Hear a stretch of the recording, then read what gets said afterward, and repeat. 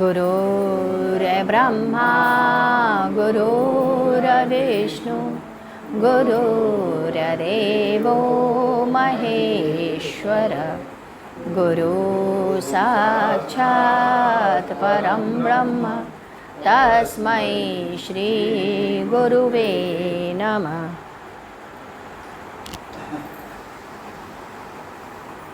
हम लोग रसिक मुरारी जी की कथा पढ़ रहे थे, उसी क्रम को आगे पढ़ते हैं। माँ ने जाकर अपनी बेटी से कहा, बेटी डॉक्टर बाबू आए हैं। बेटी ने कहा, माँ सिंधोरा कहाँ है, जल्दी लाओ। माँ कहीं डॉक्टर बाबू चले न जाएं, पता नहीं अब वो कब आएंगे, उन्हें देखूंगी या नहीं देखूंगी, कहीं वो चले ना जाए। माँ ने कहा, बेटी अगर ऐसी चिल्लाओगी और दौड़ोगी तब तो वह चले ही जाएंगे। कन्या उठी आई और रसिक मुरारी जी को उसने देखा ही नहीं और आते ही उनके चरणों पर गिर पड़ी और कहने लगी, हे नाथ, तुम्ही ने मुझे ठीक किया है, तुम ना होते तो मैं ना होती। मैं तुम्हारे चरणों के अब पे ही अपना माथा लगाऊंगी। और उसने रसिक मुरारी जी की उंगली को पकड़ा, सिंधोरे में डाल दिया और अपने माथे पे लगा लिया। रसिक मुरारी को कुछ समझ में आता कि उसके पहले ही यह सब एक पल में उसने घटना घटा दी। उसने के ब्याह न करने का जो संकल्प था वह टूट गया। जब उन्हें समझ में आया तो उन्होंने कहा, ये तुमने क्या किया। अब रसिक मुरारी जब उस कन्या की तरफ देखते हैं तो देखते ही रह गए। वह छोटी सी बालिका जो कुछ ही दिन बीता था, अभी अभी तो वह बड़ी हुई, रजस्वला हुई। डॉक्टर बाबू बहुत ही छोटी उम्र की कन्या। माँ ने कहा, बेटा धर्म तो अब यही है, जब बेटी ने तुम्हें चुन लिया तो अब हम इसे घर में कैसे रखें, अब तुम इसे अपने ही घर ले जाओ। वह कन्या जो स्कूल में नहीं भी पढ़ी हो फिर भी उसको जीवन में प्रेम समझ में आ गया, समर्पण समझ में आ गया और उसने उसे सिंदूर को लगा लिया और उसके घर जाने को तत्पर हो गई। रसिक मुरारी को कुछ समझ में नहीं आया क्या करे। वह उस छोटी सी कन्या को लेकर के अपने गुरु के पास पहुंच गए। अपने गुरुदेव से बोले, मुझसे भूल तो नहीं हुई और ना ही मुझे इस कन्या से कोई प्रेम हुआ। यह सब कैसे हुआ, एक पल में हुआ, अचानक हुआ। अब मैं कुछ नहीं कर सकता। यह कन्या मैं आप ही के पास लेके आया हूँ, आप ही को समर्पित है। गुरुदेव ने सोचा, बड़ी होगी, लड़की है, ज्ञान दूंगा। जब वह सामने आई, आंख उठाकर देखा तो बहुत ही छोटी थी। गुरु ने कहा, मिट्टी का लोंदा जैसा है, जैसा चाहे वैसा बना लो, अभी तो बहुत कच्ची मिट्टी है। गुरुदेव ने उसके माथे पर श्री कृष्ण लिख दिया। यदि यह मिट जाए तो पति से तुम लिखवा लेना। इतना ही उसने उसे समझा दिया। गुरुदेव की जागीर जो कुछ भी थी वहाँ से उन्होंने उसे समझा दिया और भेज दिया। उसके बाद कुछ दिन के बाद गुरुदेव के यहाँ एक दुष्ट राजा ने उन्हें अपने यहाँ अपने पास बुला लिया और उनकी संपत्ति को अपने कब्जे में ले लिया। अब गुरुदेव ने रसिक मुरारी को संदेश भिजवाया कि तुम जैसे जिस हालत में हो तुरंत चले आओ। संदेशवाहक घर पहुंचा। रसिक मुरारी उस वक्त भोजन कर रहे थे और वह पत्नी पंखा झल रही थी। उन्होंने कहा, क्या करें, हाथ भी खाना खा रहे थे। उन्होंने संदेश लेकर के पीछे अंदर पहुंचा। उन्होंने कहा कि तुम रुक जाओ, मेरे प्रिय का आमंत्रण आया है। और वह उसी जूठे मुंह, उसी हाथ लगे हुए सब्जी, उन्होंने 18 कोस वो पैदल दौड़ते हुए अपने गुरु के पास पहुंच गए। गुरुदेव ने पूछा, अरे मुरारी, ये सब क्या लगा के आए हो? रसिक मुरारी ने कहा, आपका संदेश पाते ही मैं वहाँ से चल दिया। गुरुदेव ने कहा, राजा ने यहाँ की सारी जागीर को कब्जे में कर लिया है। यहाँ की व्यवस्था बिगड़ गई है, अव्यवस्था हो गई है। सारे धार्मिक कार्यों में बाधा आ रही है। उस राजा के पास चले जाओ और समझो। रसिक मुरारी उस दुष्ट राजा के यहाँ पहुँच गए। राजा को खबर लगी।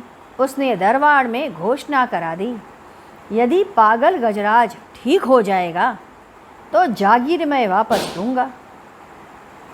उसने कहा, इसी बहाने इस रसिक का भी कंटक समाप्त हो जाएगा और जागीर भी मेरे पास रह जाएगी। रसिक मुरारी के पहुंचने पर राजा ने अपनी घोषणा उसे सुना दी, यदि मेरा गजराज का पागलपन तुम दूर कर दोगे तब मैं यह जागीर तुम्हें वापस दूंगा। गजराज का द्वार खोल दिया गया। वह पागल गजराज, गजराज यानी हाथी, वह पागल गजराज जिधर देखता वह दौड़ पड़ता।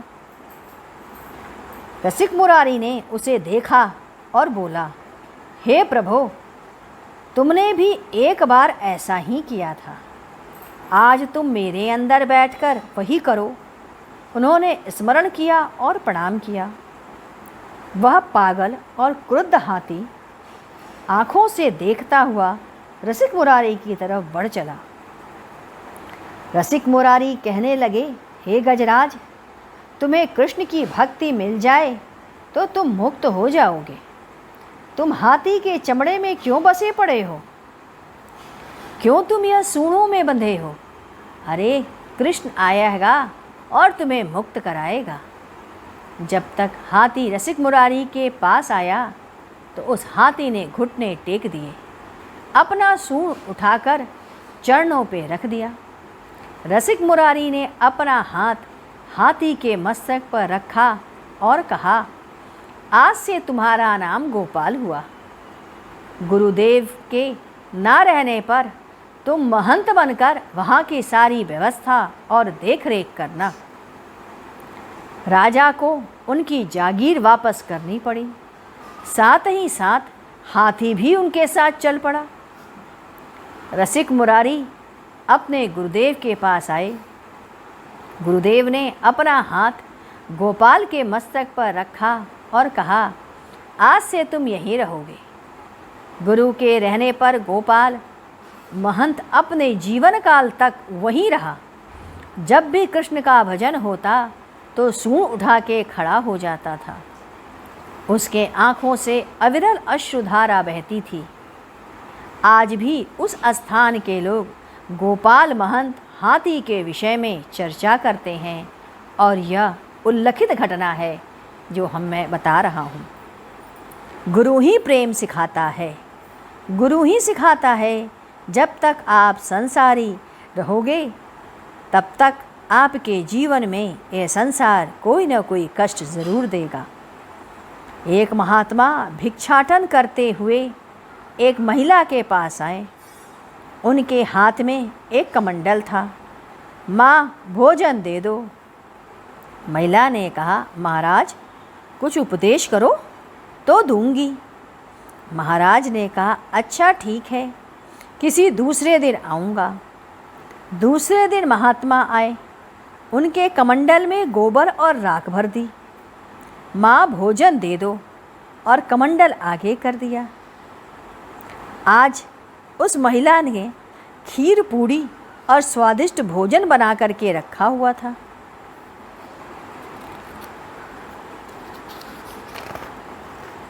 उसने कमंडल में देखा और कहा, महाराज, इस कमंडल में गोबर और राख भरी पड़ी है, आइए पहले इसे साफ कर दूं। महात्मा ने कहा, माँ, मुझे उपदेश तो मिल गया ना? क्या मुझे उपदेश? नहीं तो।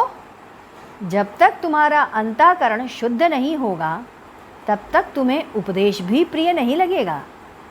अभी तुम संसार की वासनाएं और कामनाओं की गंदगी से भरी हो, तुम्हें यह उपदेश प्रिय नहीं लगेगा। गुरुदेव ने कहा, इसी तरीके से जब आदमी आकंठ डूबा रहता है तब उसे भगवत उपदेश प्रिय नहीं लगता। आइए हम लोग गुरु कीर्तन करें। ओम मंगलम हरे मंगलम गुरु मंगलम गुरुदेव मंगलम। ओम मंगलम ओंकार मंगलम गुरु मंगलम गुरुदेव मंगलम। ओम मंगलम ओंकार मंगलम गुरु मंगलम गुरुदेव मंगलम। ओम मंगलम ओंकार मंगलम गुरु मंगलम गुरुदेव मंगलम। ओम मंगलम ओंकार मंगलम गुरु मंगलम देव मंगलम।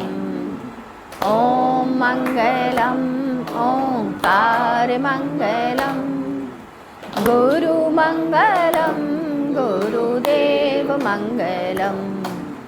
ओम मंगलम ओंकार मंगलम गुरु मंगलम गुरुदेव मंगलम।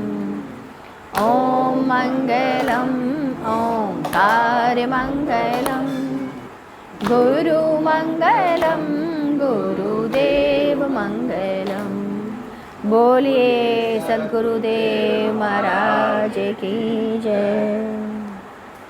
सद्गुरु तुम्हें शत शत नमन। सद्गुरु तुम्हें शत शत नमन। सद्गुरु तुम्हें शत शत नमन।